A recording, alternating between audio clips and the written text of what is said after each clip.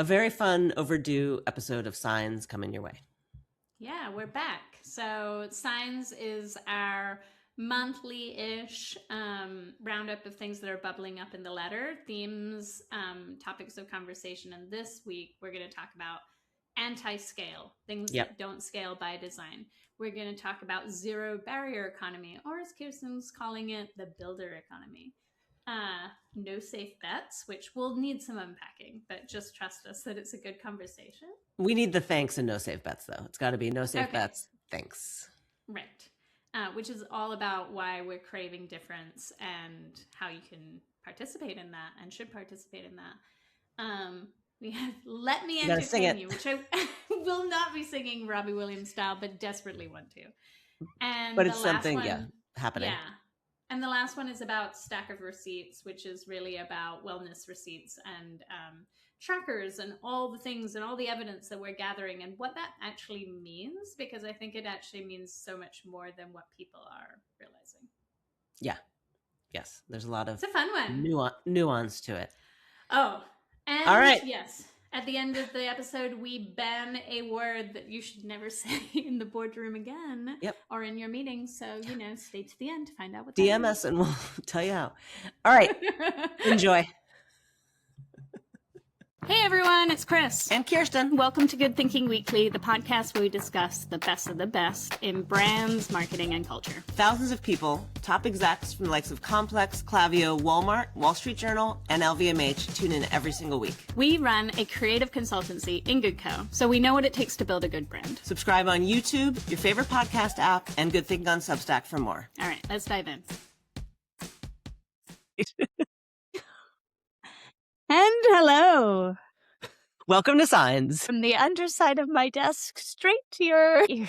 I can't even with these headphones. Anyway, welcome back to Signs. I was, it's wild to me that, so we haven't had Signs in 2 months. Which so let's be clear. It's Good Thinking, and this episode is what we call Signs. Yeah. So you're in the right place. You're in the right place, and Signs is a super fun, for those of you who are new, because I think there's a lot of new people since the holidays, especially since the predictions. Signs is where every sort of 3 to 4 to 5, depending on the month.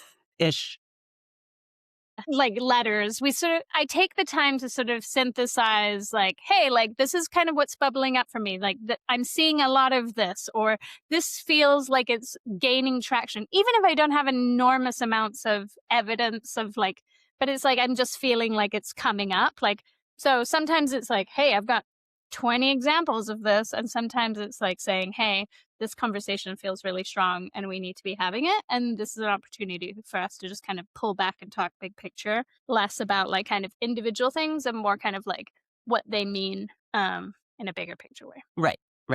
So, I think, movements maybe, I think there are things that we've been talking about, we're posting about, things like that. Signs. Yeah, they're signs or signals or whatever it is. Yeah, I don't think that they're trends, is my point. Right. Is that it's too early to say that this is a trend. Some of them I can even tell you, they're definitely trends. And we'll talk about this as with some of them, I'll bring it up as we go. Okay. So, but this is a regularly-ish, as regularly as we go, scheduled segment. It's a lot of fun, and it's kind of a deep dive into several of the letters. And tends to be some of our best performing podcasts. So let us know if you agree on this one. All right. And there's 5. So there are 5. Number 1. Anti-scale by design. The names are always being workshopped as I'm kind of developing these, but the point of this, so I will say that a trend, that I relate to this in a big way is sort of the, humanity, we're looking for human things. We're looking for slowness. We're looking for connection. We're looking for in real life things, there's a lot of that that's been bubbling up over the last, year easily of saying, hey, as a culture, as a reaction to AI, we are craving, we're playing backgammon now, a big scale, seemingly, regularly playing chess, playing golf. There's a lot of, and we're writing letters and there's just a craving, I think, I saw Fourscale was doing figure drawing at the Ace Hotel the other day with Bertoya chairs, which I loved.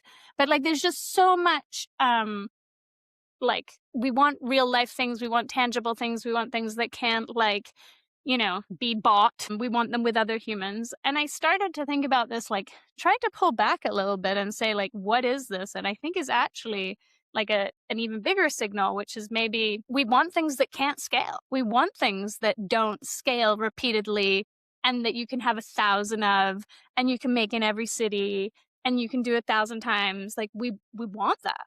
We want it so much. Sure, humanness in any form we can get it. But I think it's not just humanness. I think that humanness is one aspect of it. So, for example, in one of the examples I have is that there's like this watch display that was shared with me that I shared in a newsletter. There was like, this watch is only available when it's snowing. So it's a watch like, inspired by snow, da-da-da-da-da. It's great for cold weather climates like skiing, da-da-da-da. But it's only available on the days that it's snowing. Random, but it's friction. It's that it doesn't work for every place. It's that it feels novel. It feels like you're experiencing something. It feels like you're part of something. It's a story. It's all of the things that we want. So it's not just humanness. Like, I think there's many ways, and this is like one very trivial way of explaining it, but it's not just humanness. It's that we want things that that other people can't have, like, that can't get big, that can't go bigger than they are. Sure. For me, it's under like the umbrella of, I think we want humanity. I think it's the handwritten, fonts. I think it's like different things of like any scale that we can get it. And to me, this is just like a really, really dialed in version of exclusivity. Yeah. It's exclusivity. It's also like, I think like, so for example, like I have in here, like 113 spring. I don't know how they intend you to say that. And it's like this 1 hour, like you go through this scent experience, and like, who's going to do that? Like, that's not going to be in every city. That's not intended to be for every human being. Like, not everybody is going to want to do that. And I think it's like, that to me is anti-scale by design. Like, it's not like, we're not trying to sell this to venture capitalists. Like, we're not trying to like, make sure that private equity sees the value in it, like, and I think that that's part of what we want, is that we want to see that like there's still magic out there. Totally. And I think what's nice about this, and we talked about it in predictions, but when we do signs and when we talk about kind of the signals, the movements, the things that are happening, kind of, I think the really nice thing is really digging down into the specificity of it, because there's really super clear takeaways here of what a brand can do. Like, these are individually very unique moments to really be able to take away and do whatever your version is of that from a brand standpoint. Yeah. And so I put like another example is the no phone parties in Ibiza. Ibiza is the definition of like humanity, right? Like, there's nothing, like, it's just sweaty bodies like having fun. I mean, it's a hedonistic humanity, It sure like is. it's really like us at our base level. And Yes. and I think like, so you could simplify it and say it's humanity, but then when you look at it, it's actually like, no, like, we want to invite only party, but actually no cameras. So that part, like, that event doesn't scale beyond that experience, right? Like, it's capped at 300 people. Like, it's not 300 people, but 300 million people see it online and have FOMO. It's 300 people saw this experience, and that's it. They have their small, like, little world that they might talk about it with people, and that might grow. But that's it. Like, there's caps on the end of it. And I think that that's another thing that people can kind of take away from this, is like, that feels good. And it's not like just that it's exclusive and private. It's that it's like protecting you, and that it's inner world building and all of those other things. Totally. It feels special, and it feels like you're kind of doing it for the right reasons, which I don't think has been felt for a while. So it was that influencer dinner, that was an influencer dinner, but like there was no content captured of it. Was it for On? Yes, On. Yeah. Like, I think that fits under this. Like, there is really this experience that feels like it's really special and for you. Like, I think it is kind of really, really scaling down on like humanity, exclusivity, almost customization, like all of these parts and pieces that feel really kind of, somebody feels really kind of seen and uniquely touched by it from a brand. Yeah. And then I put in here as the kind of pendulum swing is like, as the days go by for me, like, I think about OpenAI, and truly, like, as human beings, will have never experienced a company that will affect you at a scale that opening. Like you can think of Google. Google's got nothing on this. You can think Yep. of like Microsoft back in the day. I mean, honestly, like the electric company feels like the closest thing that you've ever experienced that will affect you on a, like, as so many people on such a big scale. Like, I Yeah. truly mean it. And Yeah. because of what they're doing, like they are embedding themselves in infrastructure, right? So it's not just like, oh, we're giving you answers to things. They, with Open AI Health, like they are going to be the person that like gets your blood work first, that gets this first, that gets that first. They will be the interface between you and your doctor. Like you won't be able to do many of the things that you're used to doing without this infrastructure layer that is being added. It will be an expected and given. And just thinking about sort of that scale is quite like remarkable for human beings. But also, like I was also thinking about similarly, like the rise of like, it's like such a pet peeve of mine, the rise of the automated DM. Like, so it's like, hey, like every influencer now, like literally every Yeah, you really love influencer, that. literally every influencer is like, hey, DM me secrets to find out about how to like do lymphatic flow. Like DM me like besties to know like this. Like every single person, like down to like an individual now, has the ability to scale their message, right? Like never before. Like you never had the ability, like before you had scale that you had to grow your audience and then you were like talking to them one on, like as a, but now you're talking to them one-on-one in DMs. You're obviously not at all a part of that. But that scale feels really, really gross. Yeah, there's a big ick there for sure. There's a huge ick.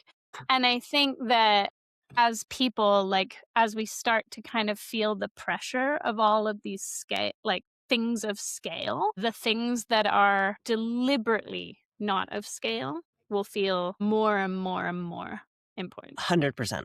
Like that's the soundbite. Yes. Because I think unlike the electric company, there's such a structure and it's so involved in all parts of your life that it can be scary that it's like, oh wow, really giving over into all of these parts and pieces and not totally sure what that all means. Yeah. Yeah. It's a lot coming for us and like it's a lot to grapple with, but it's also a lot to grapple with the fact that like every single person could be selling to 300 people, 300 million people individually over their DMs. Like it's just, it feels very, very removed from humanity, right? Like even Yes. the people that you are following, that you follow because they have the same interest in you, even if they're tiny, they might even have only 4,000 followers, but they can still implement this automated like interface at scale, Right. at any But scale they want. yeah. Yeah. And I think it feels a little bit like you're being had because I think the idea of a DM is, of course, that it's a direct message versus like a mass email. So it feels like it should be a more intimate connection and then to be mass emailed of that, especially when it is, which it often is like besties or, you feel like, oh yeah, hey babe, I'm letting you in on the thing. And then you like fall for it. And then it's like this mass email and you're like, oh, fuck. It is the I've been grossest had. thing. All right. Yeah.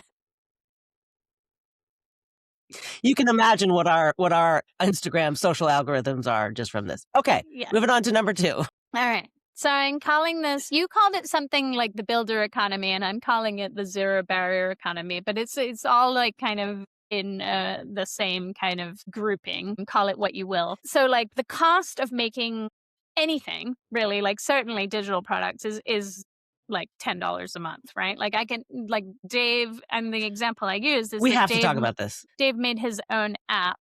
He was like, please he just remove the word husband and just say friend. And I was like, that sounds weird. But like the reality is that, shipping anything like digital products is just like, boom, like it's done. Like speed, your ability to like have features, none of that is a defensible like situation anymore. Like as companies like kind of look at the digital landscape, the only advantage you have is perspective, and which may have always been true, but like for a while, I think companies, especially kind of venture-backed companies, relied on sort of, we have more ad money, we have more features, we have more developers, we have more this, we have more that.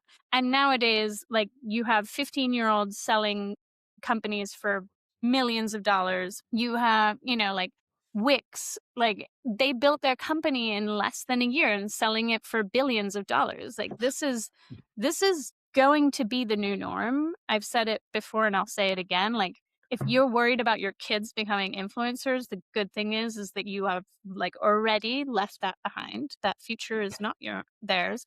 They're not going to be interested in being influencers when they can become billionaires. You heard So, it here first. like, entrepreneurship, at least for the next couple of years, if you have a teenager, I'd say like breathe a sigh of relief, because I think it's really like a changed landscape in the last truly maybe 6 months. If you spent any time on Claude Code, for example, Dave is getting into Norwegian running. Who knows what this means? I'm not even going to get into that. Does it But come with a special outfit? I mean, I hope so. And an accent and food. And like that. Anyway, but Rabbit hole we go. yeah. But so anyways, there's a protocol to it, right? And he was looking for an app and he couldn't find one. And so he was like, oh, I'll just ask Claude Code to make it. Claude Code created an app for him. It's called Fjord. It came up with a name. It made a logo. It made a fully functioning app that looks exactly like all of the fitness apps that you're using on your phone currently. He made it in 30 minutes with 2 prompts and like maybe one like bit of effort in the middle of it, but probably cumulatively 5 minutes of effort. 30 minutes end to end, new app on his phone. Amazing. This is who you're competing with, right? Like you're not competing with private equity anymore. You're competing with individuals who can just make whatever they want, and it's not going to look basic. So the biggest thing that I wrote in the letter, and I kind of put here, like I haven't really kind of harped on it here, is that like so many companies that we see, like one of the biggest things is they're like how much user testing have we done here? Can we get any research to back this up? Like endless surveys and thousands of decks later, you have no decision, right?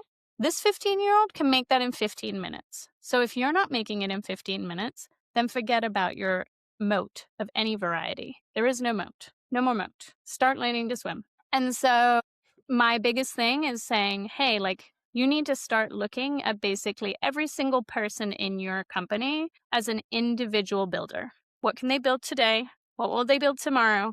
What red tape needs to go away? Much like we looked at red tape a long time ago for social media, and we were like, oh, like, in order to be like fast and reactive and like, for Oreo to do this cool post during the blackout of this and this and this, they needed no legal. You need to think bigger. Like this is your world. Like fire your legal teams, get an AI legal team that works faster, start building, or you're not going to survive. Amen. Yeah.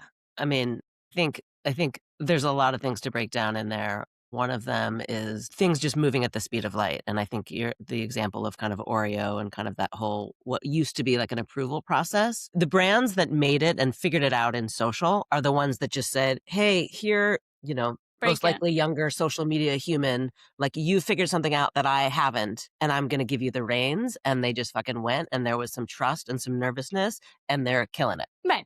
And I think, to be clear, like I still stand behind, like, we're doing some work with this amazing like kid app company, right?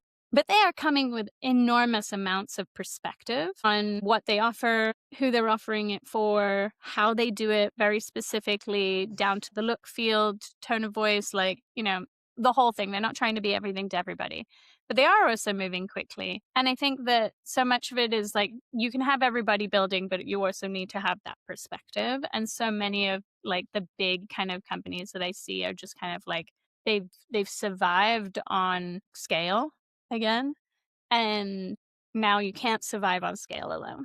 Like you can only survive on perspective and speed. Right. Perspective, speed, and then how are you kind of empowering your company or individuals or as like those I think are really the big takeaways of like how are you really doing it. It's scary, but like it can also be amazing, but you gotta but take how that are lead you in the company. yeah, but even that, like how are you investing in making sure that your employees are having original ideas? Because quite honestly, like a lot of them are just there like working with AI apps and like I spend a lot of time playing with them, and I can tell you very frankly, like they are not there when it comes to thinking. Like they are good at many things, but they are not good at having an original idea. And what are you doing to ensure that your team's brains aren't atrophying would be also another actionable idea that I would throw in the mix. Right. Well, that's something that we've talked a lot about and off our workshop, and because I think the idea of original thinking, like I think a huge part of this, and this goes back to even number one and I think all of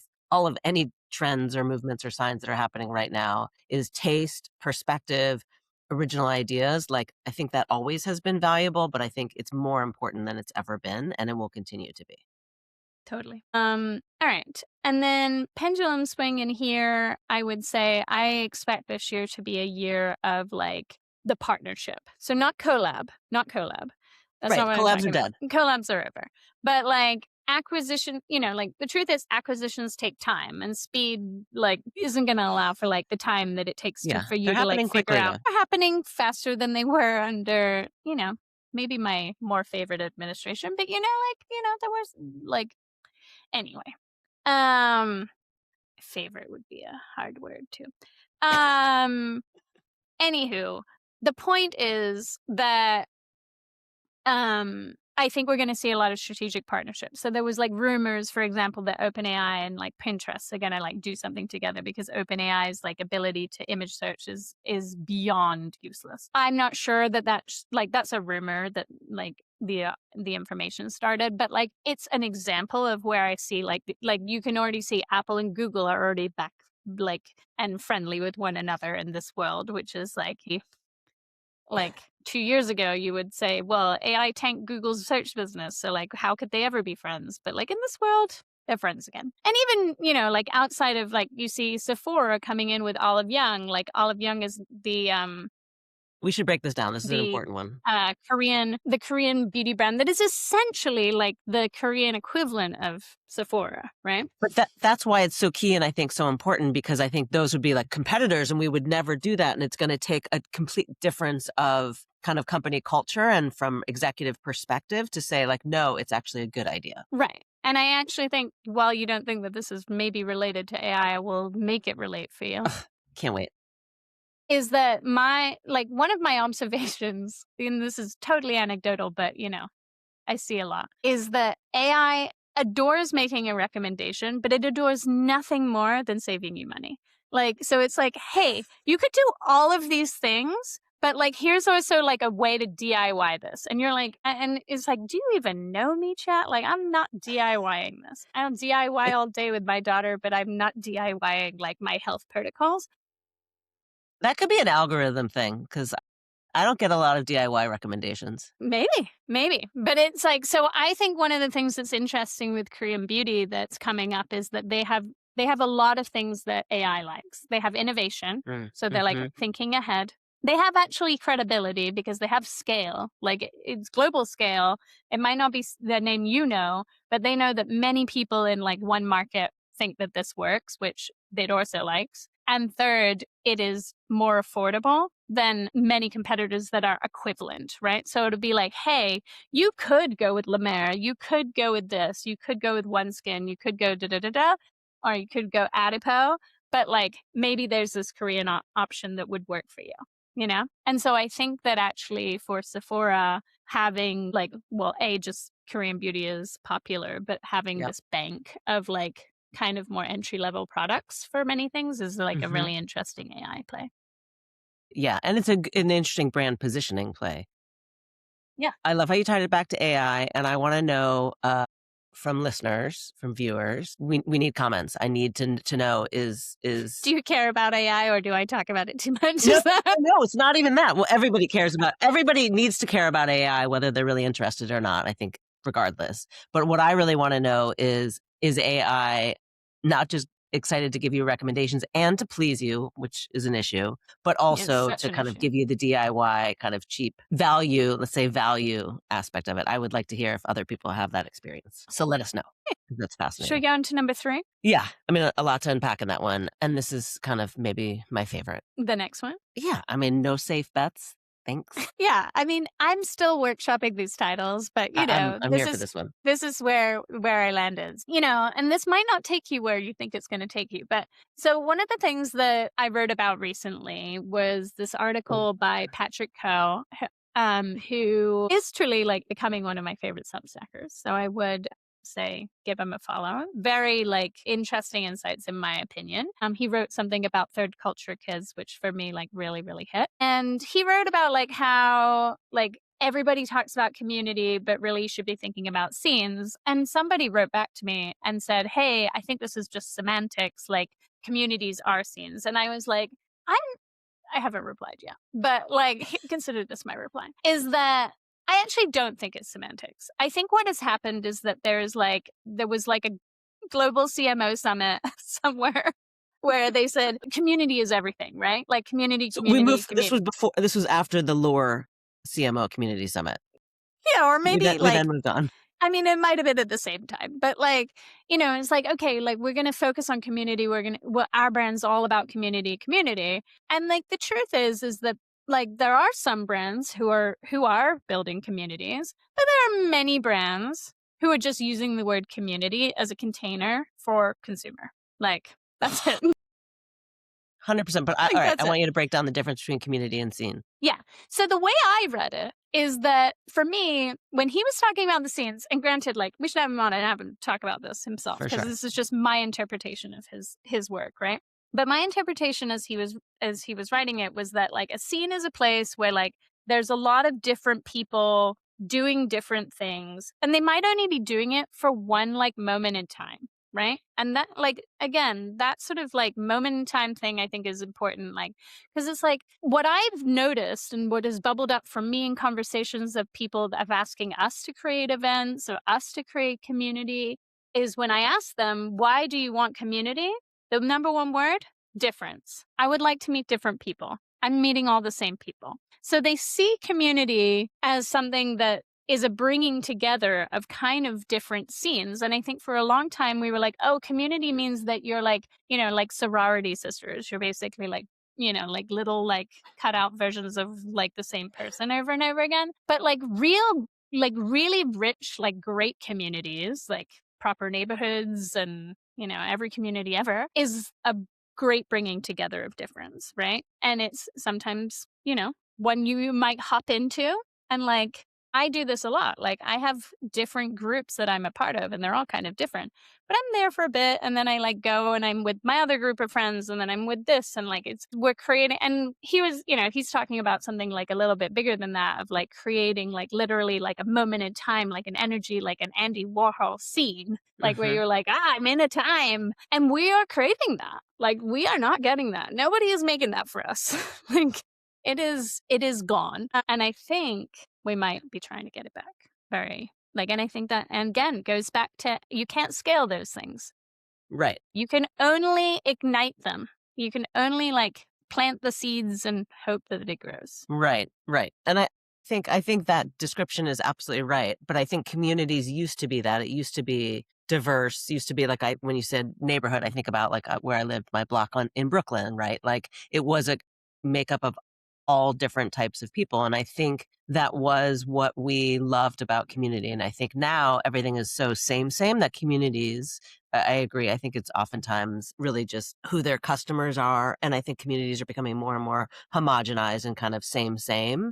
Whereas I think that difference and that I love how you said kind of intersection and contrast, because I think it really is that. It's like we want people that, you know, are kind of generally maybe swayed towards where we're swayed, but that contrast and helping us to think differently and see differently and point out different things is like such a great experience of life. And I think things are becoming homogenized, things are becoming same, and we need a little bit more dynamic experience. Exactly. I think we might have taken the niche a little bit too far. And it's an interesting like thing because so many people bring it up about like what I write about.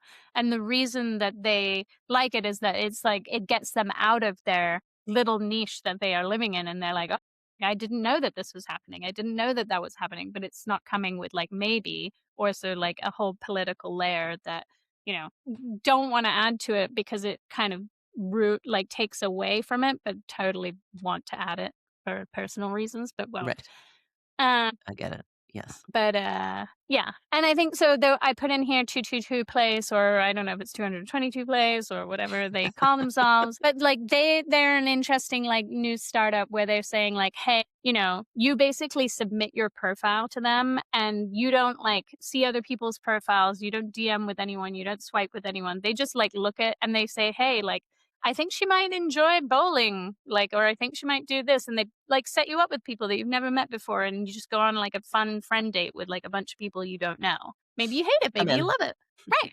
But I think like that is part of it, is that like we don't really have that ability anymore. Like, like it's for better or for worse, is like a lack of safety to necessarily do those things. So I think brands that can enable that difference, as well as like, sure, go for your community, whatever, like niche down, like be for your people. Like I'm all for that. But I think that it's there's opportunity for more. Right. I think it's a yes and. And I think this is something that I think it's a great example, and I like the detail of it, because I think that's really helpful for brands and people to see where they can pull from it. But I think it's something that we're going to see just get bigger and bigger. And I think as you're talking about the letter, or like even thinking about, the way in which we work, like, you look at agencies, consultants that are like, well, we only work in the pet food space, or the pet space, or I only work in, the food space, or whatever it is. That's why everything looks the fucking same, because everybody is just kind of niche down, and it's kind of this style, and everything kind of looks the same. To be able to pull back and have a perspective, and other examples, use other experiences, I think is needed more than ever. Yeah. And the other example I put in here was something that somebody else wrote. Can't remember the name of the podcast, but I'll link to it. The Substack, but I'll link to it in here. But it was the casting of Connor Story in Heated Rivalry, right? And Right. like this man boy, who knows, man boy, has like no real history, right? Of like these big parts. You're never gonna like look at him and think to yourself like, this is gonna become viral. This is gonna like be this guy is gonna be the next big thing. Like you just don't. And here we are. And there's a safety in sort of these, like the safe bet. Like you could have put any like leading man of Hollywood in that show, and maybe it would have been an okay show, but it wouldn't have had, I don't think it would have had the kind of success that it's had. Like there's an underdog story in this other layer of story. There's so many stories going on in Heated Rivalry, like in terms of like what's working for it. And the underdog story really works for it, Yes. I think it's such so many thoughts. I know. But I that's a can separate see your podcast. face. Yes. No, but I think the what you pointed out about the algorithm, I think is really, really important, because as everything's getting more automated, and ideas and teams and all the things, it's like, well, let's just cast let's ask chat who they would use. You're going to really miss that nuance, and that nuance is oftentimes what makes something happen. Nuance. I think that's going to be a very big word this year. So we were talking about having a segment of overused words, but I think an underused word right now is nuance, but it will be an overused word in 2027. So say it where you can. Nuance, nuance, nuance. Right. And then the pendulum swing to this is that like we want difference, but it's really not less safe right now to be different in so many ways. And like one of the things that came up was like the article by Zoe Scammon. I don't know. One day I I'm say going to get it right. Scammon, but who knows? Okay. That's right. Scammon. And she talked about using AI as a sparring partner, which was entirely not the point of her article, but it's something that I hear all the time, right? Like I'm just looking for a sparring partner. I'm looking for a sparring partner, and I get it through AI. And I have this theory that like the reason that people keep saying sparring partner is that like, yeah, they want somebody to bounce ideas off of, but they're not saying bounce ideas off of. They're saying sparring partner, specifically saying sparring partner. And I think it's because they want somebody that they can safely just say, don't like that, do like that, have a big idea, have a strong statement, and have the, like, I mean, maybe it'll only say yes to you, which is a problem, but like you can tell it not to do that. But you can say the thing. Like, you can say whatever it is you're thinking. And granted, like that can come with a lot of layers. Like you can say some really terrible things. I'm sure a lot of people do. But you can say it, and the reaction isn't, you're the worst person I've ever met. I can't interact with you. I can't work with you. I can't do this with you. And there used to be a time where you would, for better or for worse, like you would go into the office and you would meet a lot of people who had differing perspectives to you.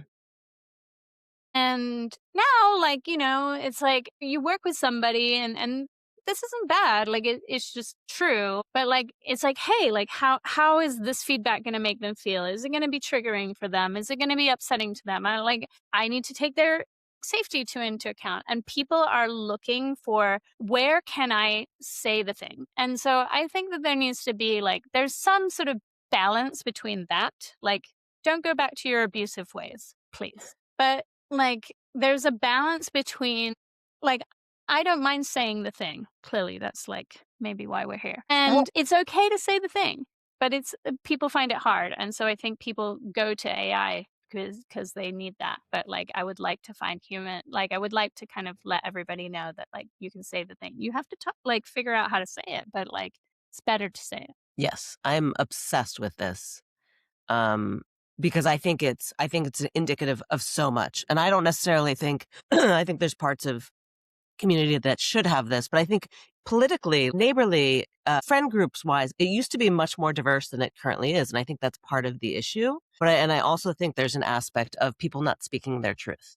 Yeah. And I think that bubbles up, and that's where fucking revolutions come from, because you gotta say your truth, or like, you're just gonna keep it inside and it's gonna implode. And I think like the relationship that we have is, I surround myself with people that will speak their truth and that will tell me things honestly. And I think one of the concerning things I have better or of for AI, worse.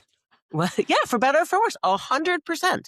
100%. But I think that's what it has to be. It can't just be, I don't want to have, yes, people around me. And I think that's the thing that concerns me about AI, is just that it's a people pleasing and it just wants to please you. And I think that's not helpful. So Yes. I think this is true in so many ways, but I think, it's a fundamental need that it has no longer been happening. And I think it's having dire consequences, and it really needs to shift in a big way. All right. Oh, yes. We'll get a little lighter now. All right. I was like, yes, I am about to make a Robbie Williams reference. Let me entertain you. Not going to sing it out? I mean, I just want to like show people the era that I grew up. No. But okay, so we talk about like high effort content, I would say, is a trend, right? And like, I think we need to like zoom out a little bit and say like, because also I would classify like unhinged content, which I saw somebody the other day saying like they think that bubble's about to pop, and I might agree. But it's really more like all of these examples: unhinged, high effort. There will be 10 more. Like, wait for them. They're coming. Maybe invent one. Is that your brand? The mentality of the brand needs to be, how are we entertaining people? Like, that is kind of the synthesis of it. And like, people are hiring like chief entertainment officers, like Gap and Dick's and everybody. But I don't think it's necessarily that. I think it's that you have to think to yourself, like, we are going to, all of these things require investment, and we're going to make an investment in being of value. And the way that brands today are of value to people is not just through services and goods, but it's through entertainment. Like and it used to be that was like a different, there was like the entertainment category, and then there was brand, and then and like those two have merged now. So I think that's kind of like the thing. And it can come out in different ways. So like Bissell, like the vacuum company, made the series, like mini series, and they put themselves, but it's like, it's not like, how do we make spawn content? It's like, how do we make content that people actually really want in a smart way that involves our brand? They make it icky, like car cleaning, like videos that people love to see. But they do it in a high value way so that it feels like not just like infomercial. It's like, this is funny, it's entertaining. Like, it reminds everybody of like, Pimp My Ride, except that it's gross and disgusting, like Pimple Popper. It gives us all the things that we want. There's Guess and the flash drive brand that I can't remember, Scan something, that have absurd ads. But like, it's not the absurdity that we admire. It's that you're requiring us to think about you differently. Right? Like, you're entertaining us. Like, you're doing something. Like, you're out there trying to have a perspective, and we appreciate it. Like, whether or not it's for you or for me, like, it's not, the Guess ads are certainly not for me, but I'm entertained. Like, I'm certainly thinking about them differently than I ever have before. And then you like magazine, like making this whole spread, and they made an entire movie, literally, and then took BTS of the movie in order to make the spread. It's, right. Our expectations are that you're entertaining us and like that you're doing it in a really thoughtful way. Like I linked this week to Tiffany's new ads, and like they still feel very Tiffany's, like they still feel like, you know, like very much within the brand's wheelhouse. But one of the things that I thought was very different for a luxury brand was they had like great casting, first of all. That's not atypical for a luxury brand, but that they were like making a connection between something that's real life, which is, hey, like if you want to get a mom like something for Valentine's Day, the best thing you could possibly get her is a room with her, no kids in it. Like 100%. And that felt so real and so entertaining because it was like, that was funny. That was like, made me feel seen. Like, and they managed obviously to get the jewelry in there and she looks great and but it's just like, you're no longer just saying, hey, I'm going to sell you this thing. It's like, hey, I'm going to entertain you. I'm going to speak to you. I'm going to connect with you. Yeah.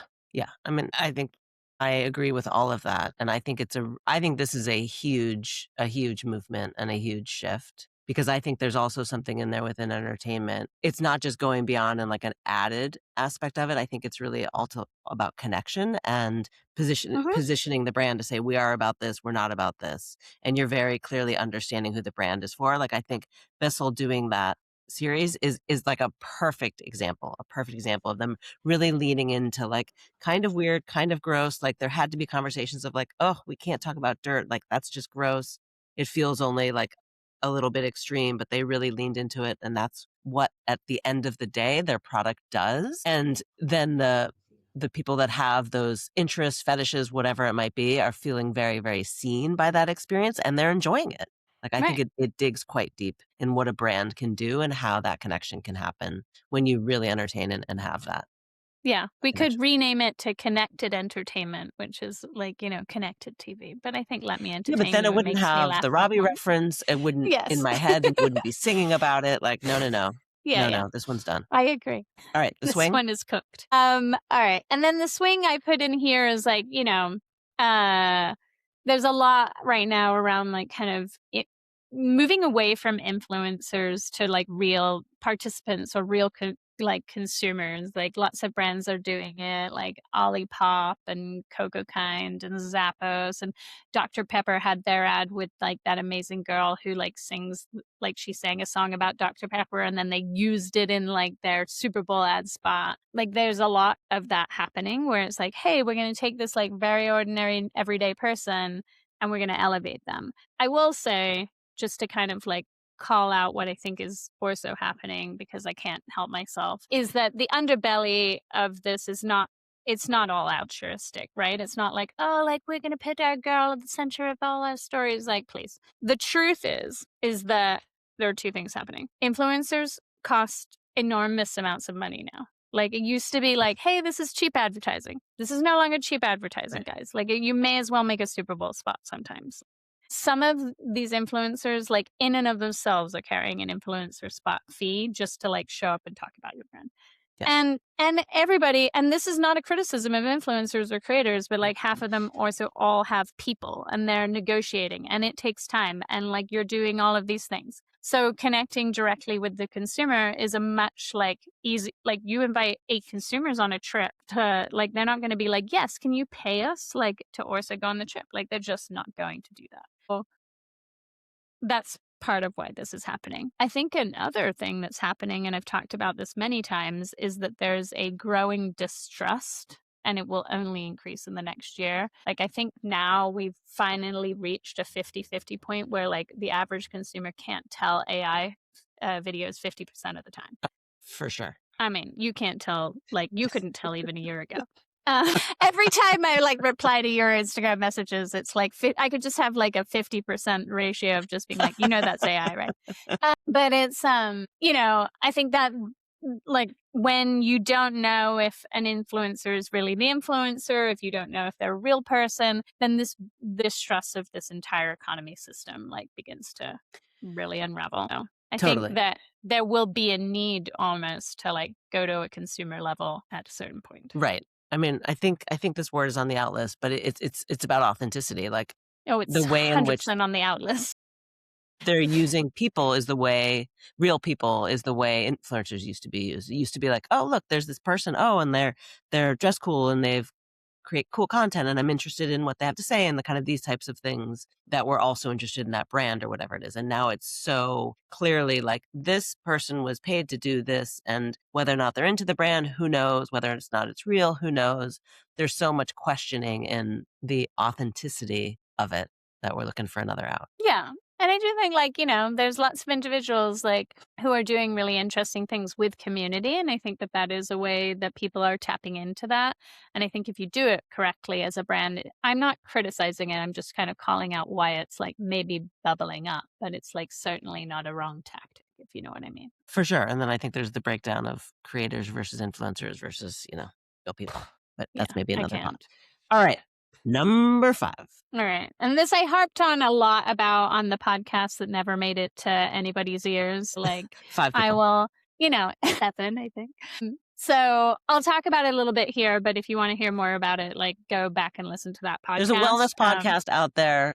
We worked very hard on it. We did it in a beautiful place. It actually has amazing insights that we heard and were inspired by our conversations, creators, etc. So you should definitely listen to it if you are at all interested in wellness. Yeah, just go back. It was only a user error on my part that didn't reach your ears. So one of the things that I'm super fascinated by is like the rise of wellness receipts. Like this has been happening for a long time, right? Like everybody's had an Aura ring. Literally everybody at the table at Herman Miller had an Aura ring on. I felt a little bit out of place. And, everybody has an Apple Watch. Like, I have my brain headphones. Like everybody's got some sort of wearable tracker thing that they're tracking, doing. Like, and even if you're not doing a tracker, you're tracking your blood, you're tracking this, like you're tracking that. Like everybody at some point is doing something to figure out like what is going on with their bodies. And what I'm so fascinated by is that like the things that used to be kind of like soft science, like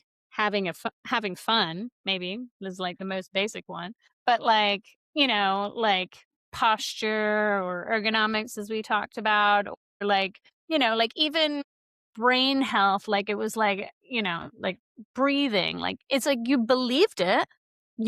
It's like Chinese medicine, like if it's working, but you couldn't like show the receipt. You couldn't be like, this Chinese medicine is really doing the thing for me, right? Like I am actually sleeping more, or my insulin spikes are getting lower. Like when I was doing Chinese medicine for all of my IVF stuff, like for me, like it's like I'm going in and some lady is looking at the underside of my tongue and telling me that I'm doing well, but I like all I can do is just hope for the best and hope I make a baby, like it's like I had nothing to like actually track if my inflammation was lower. I actually had no way to track if my insulin spikes were not going, like like I had no way. And now everybody has a way. Like you have a constant ways. And so I think like it's, there's the new rhythm thing that you sent me, that then there was a New York Times article that he also like runs like a farm escape, the same dude. Don't even get me into it. But like, the rhythm thing is like a blood draw that you can like literally like just stamp onto your arm. It like comes out with this little vial of blood and like they come and pick it up from you. Like that's it. Boom, boom, boom. You never go to Quest Labs ever again. Recovery is now a sport because like before you'd be like, oh, these recovery shoes that like help me to do this and like lower my heart rate and like make my brain feel good. Like you can actually tell if it's true or not. Like you can call bullshit on it this afternoon if you want to. Like, did it work or did it not work? You'll know. And we're going to get more and more of that as you're being forced into the infrastructure that will become OpenAI Health. Where all your biometrics, your data, your habits, your records, and all of those things will be constantly tracked over the course of time. And you're going to start to have like some real insights on things. You're on mute, so no one can hear you. Yeah, fuck. Yes, it's all happening. I am just nodding along and either participating in these things or know people that are specifically making these things happen. Yeah. I mean, I think one of the things that I think the takeaway here for brands is not like, oh, this is happening, but also like you need to start getting proactive about your data because like you can do this too. You should allow like people the ability to like upload their evidence. And you are also, now that we have all of this evidence as a group of people, we have so many more expectations of like what you're going to do with that information now. So it used to be like, you were done. you make the recovery shoe, like your responsibility is over, right? Like we made the thing. But like the truth is that now there'll be an expectation that like, oh, like if you have the Nike running app or whatever, and it's like I put on my recovery shoes, they're going to want to know, like, did I run better that day? Did I not run better that day because I ran the shoe? Like you're suddenly opening yourself up to like a lot more expectations, but AI can Right. help you. But I think it's expectations, and I also think it's opportunity. Like any Yes. brand can look at and say, okay, what's the knowledge set that we have? What are we learning about, our customers, or what are they learning about that we can help to share or empower or use to kind of make it better, make it more? Because I think the expectations of people with this information for sure is higher, but I think there's a huge opportunity for brands to get involved in it. But I would compare it to like basically like, like this is a very like simple way of comparing it. But like back in the day, like you used to have beauty and it would be like, here's what these skin shades look like on my skin, right? And this is what it looks like on her skin. And this is what it looks like on her skin. And this is what it looks like on her skin. But you're going to have that expectation of like, what might this do for me? I'm 45 years old, like, or I'm 42 years old and I'm just starting perimenopause. Like, is this recovery issue going to help me or not? Like, I can find out. And so it's going to be a really interesting time for Right. kind of reviews, and that will play a lot into AI and search and discovery and all of these things. So like, I would just encourage brands like know that that's what the expectation will be, but also know that it will be an advantage if you get ahead of it. Yes, I think there's a huge advantage if you move on. All right, the swing. Yeah, and the swing is sort of like I talked about like soft side, but like so the real soft side to this, I think, is that yes, we'll be able to track if friendship, posture, nights out are actually like good for us or bad for us, right? Like actually having a good night out with your friends, like, yeah, maybe did something terrible for like your night's sleep last night, but long term, like meeting up with your friends once a month, like actually does some like really good things for your brain. Like I think we're going to start looking at kind of things with a lot more nuance than we have. Like it's not so binary, like this is bad for you, this is good for you. Like it's like, no, like where's the line? But I also think that there will be, you could track it, but we won't be tracking it. We'll be like, okay, like this is the non, when we've talked about this, like the non-traceable things that you want in your life, right? I have a private Instagram account because I have a child and I've never managed to like bring myself to archive photos of her. But I've been told now that I don't need to make it public because having a private Instagram account is the real clout of all great people. So, Well, there you go.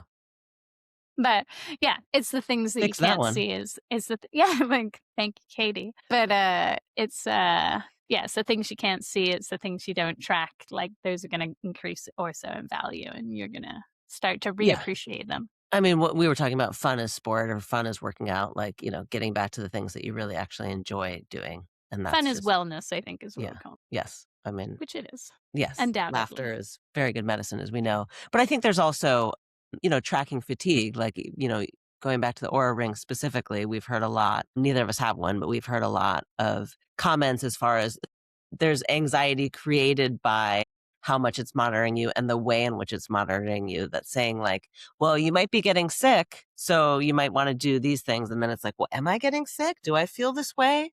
So I think Right. there's, ultimately it can be a fatigue in that, but I think really leaning into the softer side of that. Well, and I think the opportunity there is also for people that are tracking is that, like, I think that for a really long time, it was just like, oh, we can track, therefore we must track, right? And I think that there will be again, the word nuance 2026, like, wait for it. But it's going to be about, like, okay, well, maybe I actually, for me, like, for my husband who has, like, pretty serious sleeping disorder, tracking his sleep would be detrimental to his Right. mental health. Exactly. Like, detrimental to his mental health. So we would have to remove that if he ever got a tracker of any kind, because like just knowing it would make him not sleep. But he could measure other things like heart health would probably be great to know, brain health, also great to know, like telling you a lot about your sleep quality without focusing on the sleep. And so I think that there will be this kind of layer going into tracking and all sorts of things like that, wellness in general, of saying, hey, it's going to be this, but not this. I'm going to also eat protein, but I'm going to cycle on and off of protein because I like actually doesn't feel great for me, and that's okay. Like you don't have to get your gram per pound like every day. Like you might be all right. You might. Yes. Nuance. You heard it here first, or you heard it here like maybe weeks ago. I think actually Matt Klein said that nuance was going to be. Did he coin nuance? I don't think he coined nuance, but for sure that one of the people that I feel like is early to this conversation. He would know. He would know. All right. Well, so, okay. Lore's out, authenticity's out, but nuance is here. But yeah, well, we were gonna I'll put one out today. I had a list, right? Of Yeah, we have a list somewhere words. that we made somewhere. I have it. And the Great. word that I'm banning for this month, maybe we'll just do it on signs. So you've already said lower and authentic, but those are already out. Yeah. I'm banning the word paradigm. Right. I don't want to hear anybody say the word paradigm shift one more time. Done. If you'd have a word that you would also like out and would like us to call out on this show to have it banned in your boardroom, please call in to our 1-800 number, which is the comment section of this. Yes, which is we have thoughts. But I want to hear if there are words that we need to ban, if there are words that are coming up for 2026. I want to hear thoughts on AI and the discussion that we talked about in here. And is it really about finding DIY a cheaper version of things?